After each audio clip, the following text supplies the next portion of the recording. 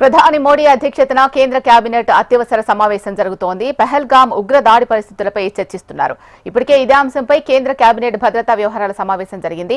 భద్రతా వ్యవహారాల సమావేశంలో తీసుకున్న నిర్ణయాలను ఇప్పుడు కేంద్ర కేబినెట్ కి విన్నవించుకున్నారు మోడీ.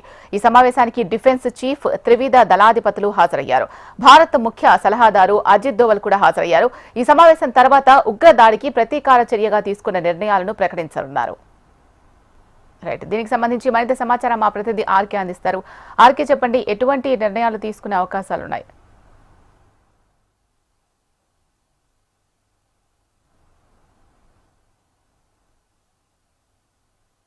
ఇక పాకిస్తాన్ని దిగ్బంధనం చేసి ముప్ప తిప్పలు పెట్టడానికి సర్వం సిద్ధమైంది.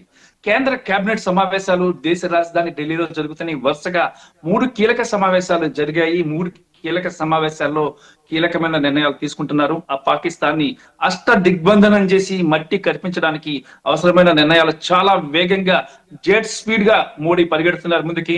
మరి కేబినెట్ మంత్రులు, అలాగే భద్రతా అధికారులు, ఆర్మీ, నేవీ, ఎయిర్ ఫోర్స్ సంబంధించిన ఉన్నతాధికారులతో ప్రధానమంత్రి నివాసం 7 రేస్ కోర్స్ రోడ్ కిటకిటలాడిపోతుంది.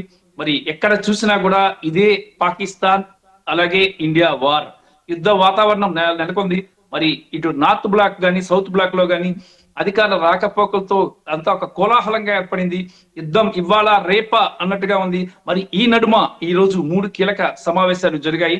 మరి ఈ 3 కీలక సమావేశాల్లో కూడా cabinet committee and security affairs, భద్రతా వ్యవహారాలు, cabinet committee and political affairs, అలాగే ఫుల్ ఫ్లెడ్జ్డ్ కేబినెట్ సమావేశం.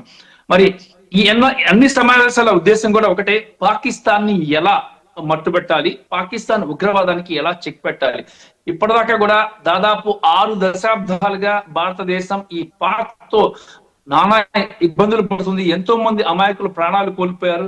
ఇక ఏమాత్రం ఉపేక్షించకూడదు, పాకిస్తాన్ కి బుద్ధి చెప్పాల్సిందే అని అందరూ సిద్ధైతే ప్రతిపక్ష పార్టీలు, పాలకపక్ష పార్టీ, అలాగే ముస్లిం పార్టీలు, ఆఖరికి అసదుద్దీన్ ఓవైసీ లాంటి ముస్లిం నేతలు కూడా పాకిస్తాన్ కి బుద్ధి చెప్పండి, మేము కేంద్రంతో ఉన్నామని ఆయన ముందుకు రావటం కూడా ఈ ప్రభుత్వానికి చాలా ఊపందించింది.